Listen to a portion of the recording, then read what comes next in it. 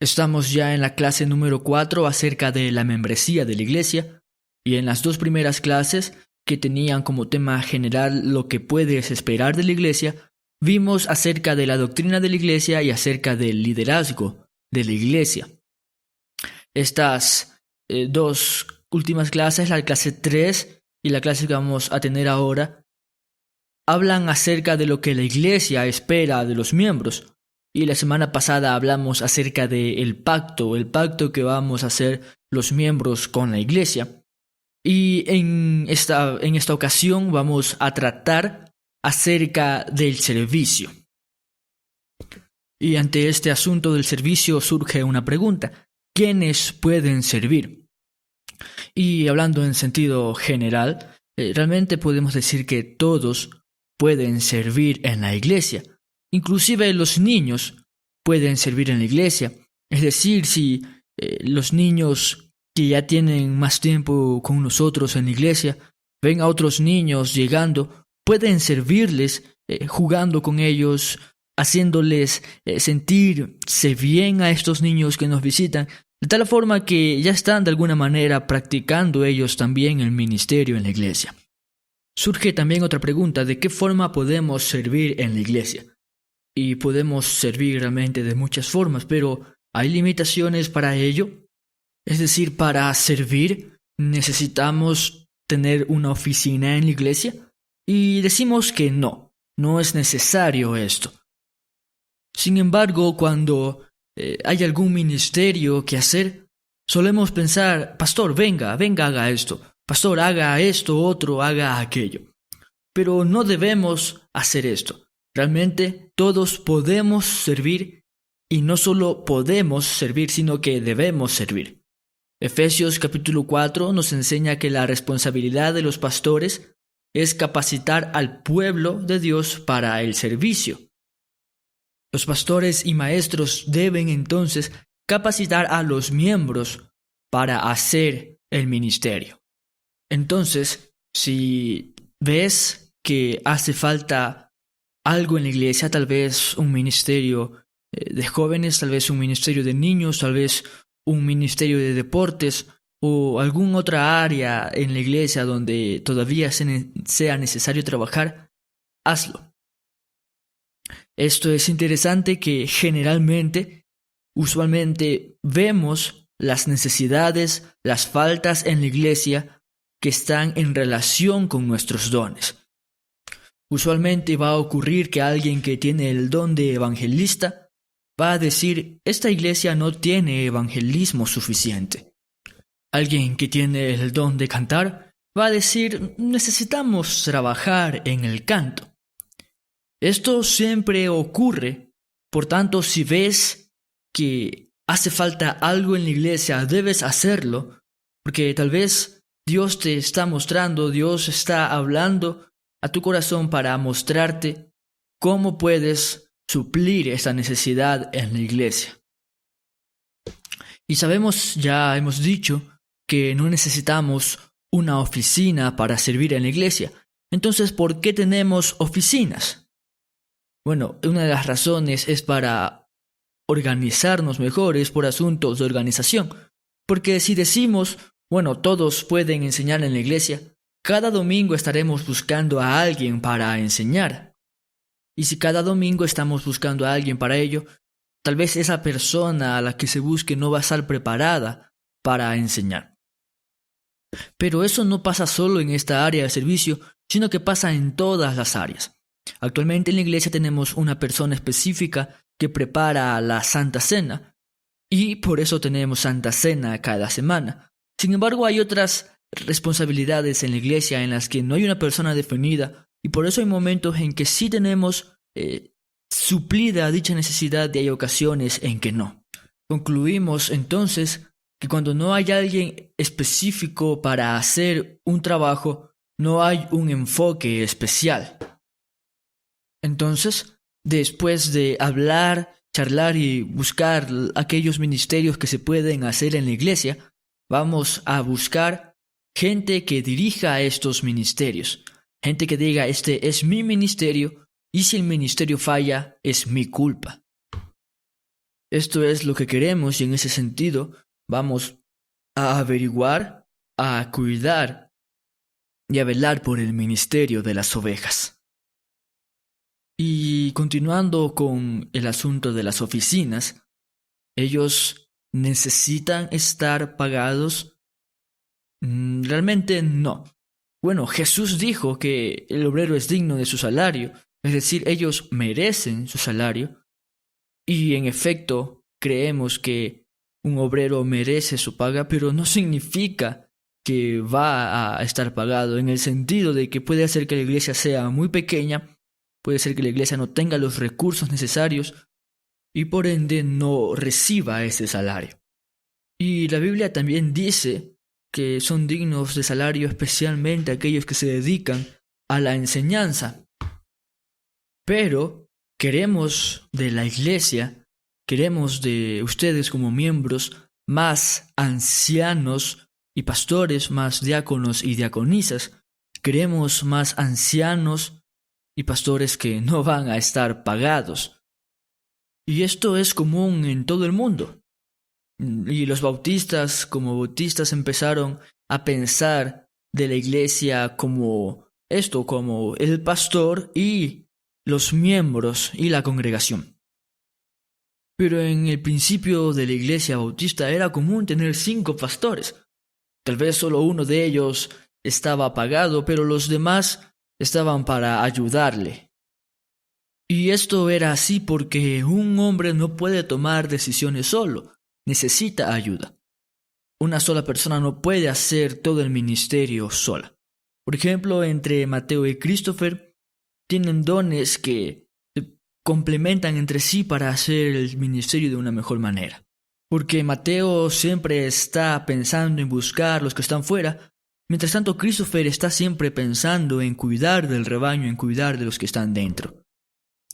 Y necesitamos más personas que se dispongan a hacer esto. Necesitamos más personas que se encarguen de las oficinas de la iglesia, que sirvan en las oficinas de la iglesia y no necesariamente hagan de esto su trabajo, sino que esto sería como un extra.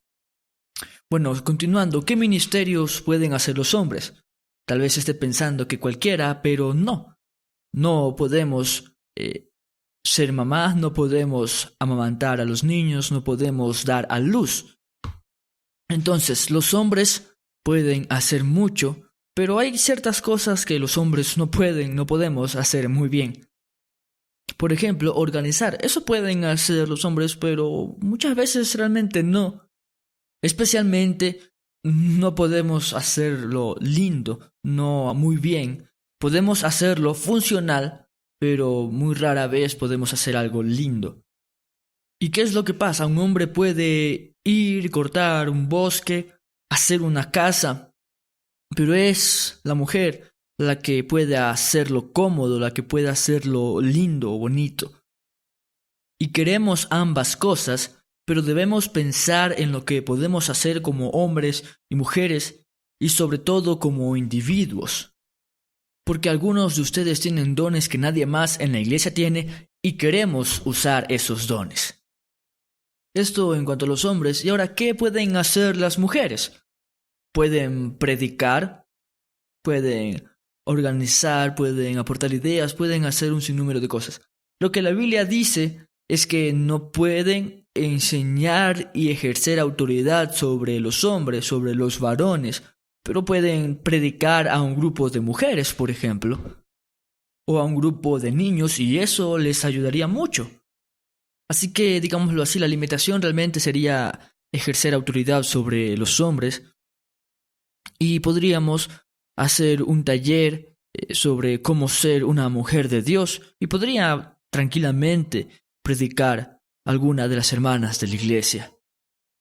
Pero debemos pensar solo en las limitaciones que realmente la Biblia propone y no en limitaciones que no existen, porque el trabajo de los pastores es capacitarles y enviarles. Y si tienen una lista muy chiquita de posibilidades de servicio, será realmente difícil para el pastor capacitarles y enviarles. Y en este sentido, en cuanto al servicio, es necesario decir que si tienes un don y no puedes utilizarlo, eso va a quemarte hasta los huesos. Así que debes usar tus dones para el servicio. Y continuando con el estudio, tenemos otra pregunta. ¿Solo los miembros pueden servir en la iglesia? Y realmente no. Sin embargo, si viene a la iglesia a servir a alguien que no es miembro, tendrá ciertas limitaciones. Aclarando un poco esto, podemos tener, sirviendo, por ejemplo, en el ministerio de alabanza, gente que es miembro de la iglesia y gente que no son miembros de la iglesia, que son cristianos de otras iglesias y nos están visitando de momento. Y estos que no son miembros pueden tocar el piano, tocar la guitarra, la batería, pero no pueden guiar en la alabanza, no pueden enseñar, no pueden explicar el evangelio. Esta sería una de las limitaciones que tendrían. Y esto lo hacemos así porque no podemos saber si el visitante tiene realmente un mensaje de Dios para nosotros, un mensaje basado en la Biblia, y es porque no le conocemos. Así que digamos que debemos pensar en qué manera va a servir a alguien que no es miembro de la iglesia. Podríamos decir entonces al respecto que básicamente quien no es miembro de la iglesia está limitado a servir en cuanto no implique enseñar o ejercer autoridad. Por ejemplo, volviendo con el asunto de la alabanza, puede tocar pero no podría, por ejemplo, elegir las canciones, porque las canciones tienen doctrina en base a la cual adoramos a nuestro Dios, y si viene alguien que no es miembro de la iglesia a elegir las canciones, podría realmente llegar un momento en que las canciones no sean realmente bíblicas. Y también es necesario aclarar que el asunto de los visitantes que quieren servir deberá ser analizado en cada situación. Es decir, si viene a alguien que ya está participando con nosotros, que asiste a las reuniones y no sabe si bautizarse o no bautizarse, vamos a permitirle tocar, pero vamos a estar hablando constantemente con él. Sin embargo, si viene alguien y nos visita por primera vez y dice, yo quiero tocar, yo quiero enseñar, vamos a decirle, no, espera, vamos a conocernos mejor, vamos a conocerte mejor, vamos a compartir de la Biblia un poco, a ver qué sucede después. Lo que sí es necesario dejar claro es que queremos permitir a todos servir, insistiendo en esto de que habrá limitaciones y que debe analizarse cada circunstancia en particular. Y bueno, siguiendo con el estudio tenemos otra pregunta. ¿Qué ministerios hemos visto u observado o hemos participado en otras iglesias que en nuestra iglesia no tenemos? Y surgieron algunas ideas de las cuales podemos resaltar algunas importantes, como por ejemplo ministerio social, que se preocupe de las necesidades de los pobres, de las necesidades de los miembros de la iglesia, que busquen formas de suplir estas necesidades, que se encarguen de organizar todas estas situaciones. También podemos hablar de ministerio de consejería, que es un ministerio realmente importante en la iglesia, sobre todo porque, en primer lugar, ayuda a los miembros de la iglesia, ayuda al rebaño a vivir una vida más plena en su relación con Dios, en su relación con otras personas, cuando el caso así lo amerita o cuando es la situación específica del aconsejado. Y no solo esto, sino que, dado que estos aconsejados, los miembros de la iglesia, tienen amigos incrédulos que están requiriendo consejo por la dura situación de su vida que estén pasando, estos amigos cristianos pueden invitarlos a estas sesiones de consejería. Y estas sesiones de consejería siempre tendrán un enfoque evangelístico. Siempre tendrán como base el evangelio, la consejería bíblica. Y por eso estos aconsejados que no sean cristianos realmente van a tener la oportunidad de escuchar el evangelio. De tal forma que la consejería bíblica no solo cuida al rebaño, a los miembros de la iglesia, sino que también es una forma muy buena de alcanzar a aquellos que no son miembros de la iglesia. Y realmente podemos buscar y encontrar cada vez más ministerios y más posibilidades de servicio a medida que cavamos profundo en el asunto. Pero lo importante aquí, la meta aquí es que tu corazón sea tocado y que te involucres en algún ministerio específico. Y es que la meta entonces es que todos estén sirviendo de alguna manera. Y aquí es importante aclarar que realmente hay muchas, pero muchas maneras de servir. Y de seguro están haciendo muchas de ellas. Por ejemplo, visitar a los hermanos en sus casas para animarles, visitar a los enfermos, suplir las necesidades de los pobres, qué sé yo, enseñar por las casas junto a los hermanos, formar grupos de comunidad en las casas, en los barrios de cada quien. Son formas en que se puede servir en la iglesia. El hecho de preparar la Santa Cena y estar pendiente de esto es una forma de servicio. El preparar las diapositivas para las canciones, el estar allí sirviéndonos para que la congregación pueda cantar es una forma de servicio. El ministerio de alabanza es una forma de servicio. Y podemos ver así que realmente hay muchas formas en que podemos servir. Y de seguro a su mente vendrán muchas más ideas de cosas que usted está haciendo, que ha visto a otros que hacen en servicio.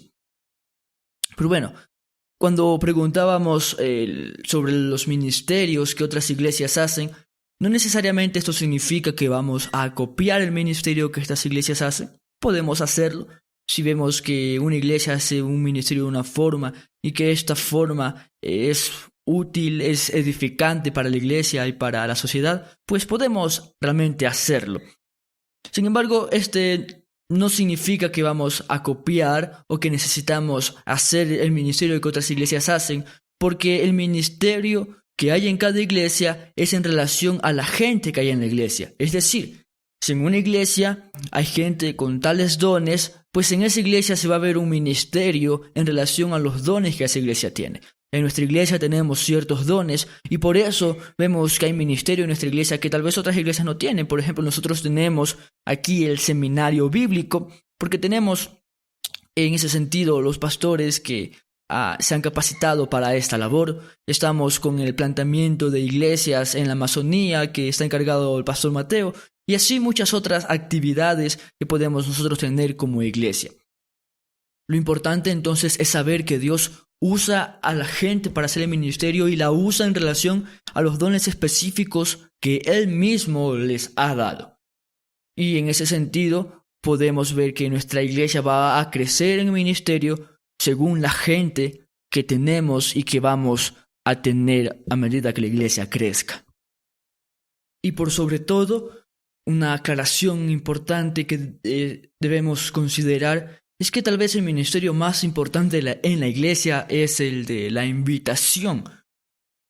Porque al invitar a nuestros amigos, a nuestros conocidos a las reuniones de la iglesia, ellos tienen la oportunidad de escuchar el Evangelio, tienen la posibilidad de escuchar las predicaciones del Evangelio. Y es por esto que decimos que la invitación es uno de los ministerios más importantes en la iglesia. Otra pregunta importante de analizar es ¿cuándo podemos hacer el ministerio? ¿Solo en la iglesia? ¿Solo en las reuniones que tenemos como congregación? Obviamente no.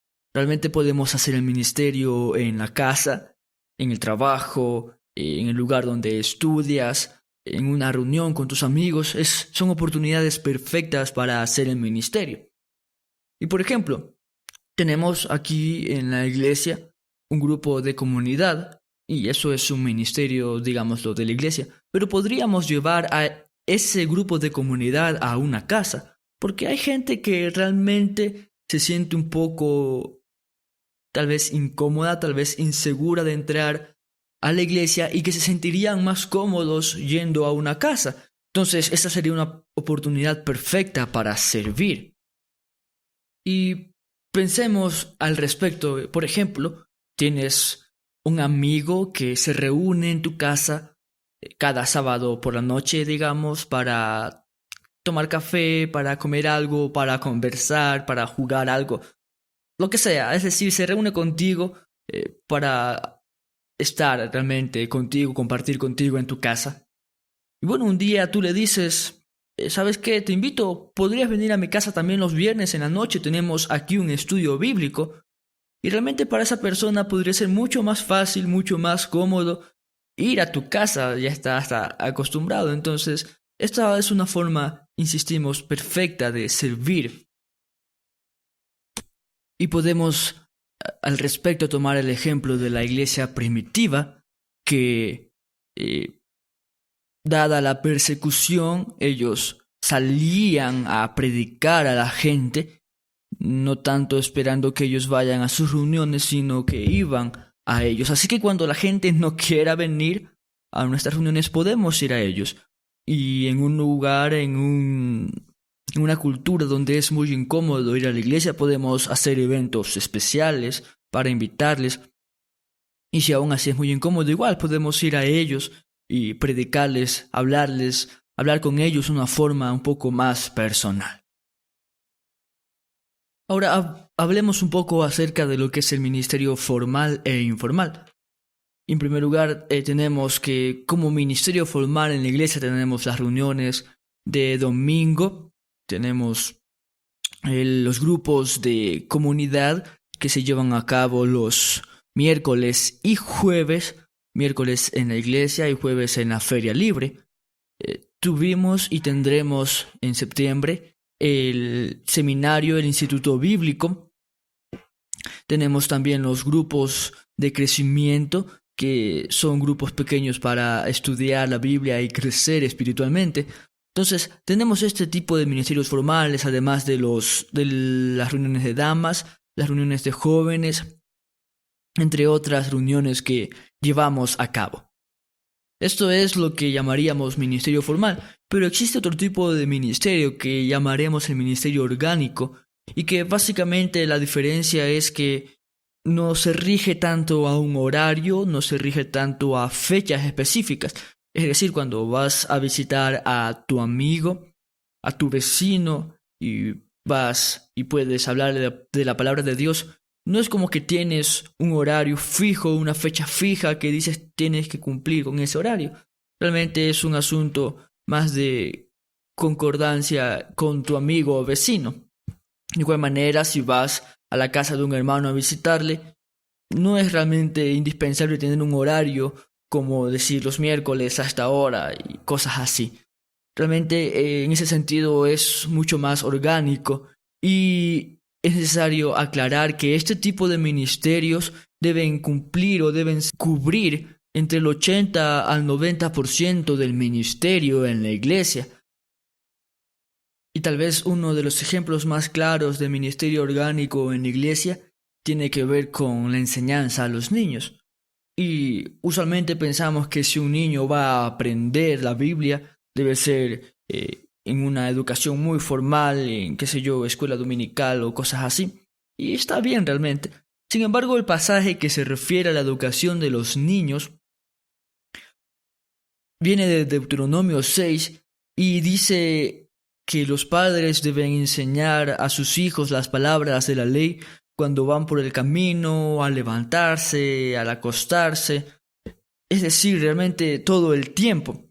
Y esto nos enseña que realmente el ministerio o la enseñanza a los niños debe ser del tipo orgánico, y que funcionará mejor, será realmente un ministerio perfecto en cuanto tendrá más tiempo el padre para enseñar a su hijo de la palabra de Dios. Otra pregunta, ¿solo podemos hacer el ministerio después de conocer mucha teología? Bueno, realmente depende. Hay personas que saben mucha teología y tienen por eso ministerios específicos.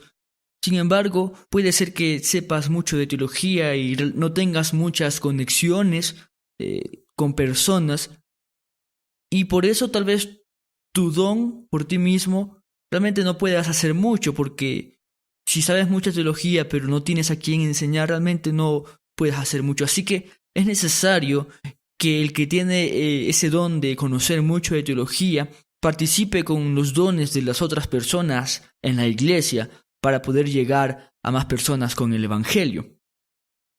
Además, y esto es un hecho comprobado, que los nuevos creyentes usualmente tienen malas respuestas, sin embargo son quienes más evangelizan. Y esto es así porque tienen todavía todas sus conexiones, sus amistades, y además tienen ese gozo de su salvación muy intenso en sus corazones. Y por eso querrán decir a todos, mamá, papá, amigos, hermanos, compañeros de trabajo y a sus conocidos en general, miren lo que ha pasado conmigo, Jesús me perdonó, yo era un pecador muy fuerte, hice esto o aquello, sin embargo Jesús me perdonó de todo eso. Y que a diferencia de ellos, los cristianos maduros, realmente usualmente no hacen eso, un poco porque ya están acostumbrados a la vida cristiana, ya casi no tienen conexiones con sus amigos incrédulos, porque pasan mucho más tiempo más bien con cristianos. Vemos entonces que los recién convertidos evangelizan más, y tal vez no podrán enseñarlo todo, pero lo básico, el evangelio en sí, podrán compartirlo muy bien. Y toda esta aclaración es necesaria para entender que realmente no necesitamos esperar mucho tiempo o capacitarnos mucho para hacer el ministerio. No, todos podemos hacer el ministerio y debemos sacar cualquier excusa de nuestro corazón que nos impida hacerlo. Y por último, ya concluyendo esta clase, cabe recordar que en la iglesia tenemos muchas oportunidades para hacer el ministerio. Por ejemplo, tenemos los grupos de comunidad en los miércoles y jueves, y puedes servir viniendo, participando, siendo honesto ante todo en estos grupos de comunidad, porque si una persona es deshonesta en cuanto a las preguntas que se hacen, digamos, si alguien dice si has pecado de una forma específica en relación al tema tratado, y alguien dice yo nunca hago tales cosas, realmente una sola mentira de una persona, de esta persona que diga eso, va a hacer que todas las demás personas se inhiban y digan, no, si él no peca así, yo tampoco voy a confesar mi pecado. Y el problema con el pecado escondido es que crece y se hace cada vez peor. Sin embargo, si una sola persona es honesta y dice, sí, ¿sabes qué? Cada semana yo siento la tentación de robarle a mi jefe, de gritarle a mi jefe, o de, no sé, cualquier otra tentación por el estilo. Entonces, los asistentes a las reuniones van a decir, oh no, esta gente es honesta, podemos confiar en estas personas que no van a juzgarnos, sino que nos van a ayudar a crecer. Y van a abrir sus corazones y entonces estos pecados confesados podrán ser confrontados y las personas podrán crecer. De esta manera es una forma muy buena de servir, participando de estos grupos de comunidad de una forma honesta. También puedes participar sirviendo en los diferentes grupos de jóvenes, de damas, de varones. Puedes servir con los niños. Puedes servir, como ya dijimos, invitando a tus amigos, vecinos, y hay muchas formas más en que puedes servir. Y sin duda, por tu mente tal vez estarán pasando muchas cosas que notas que en la iglesia hacen falta o que hay falencias. Si estás notando estas cosas, realmente es una forma en que Dios te está hablando para que tú sirvas, te involucres y con los dones que Dios te ha dado suplas las necesidades en esta área específica que notas que hay falencias. Entonces, hay formas de servir, solo debes disponer tu corazón y usar los dones que Dios te ha dado para el servicio. No te olvides que la meta es que todos los miembros de la iglesia estén haciendo algo. Es lamentable que a nivel mundial en las iglesias el 10% de los miembros esté haciendo el 90% del trabajo. No queremos que eso sea así. Queremos que el 100% de la iglesia esté haciendo el 100% del trabajo.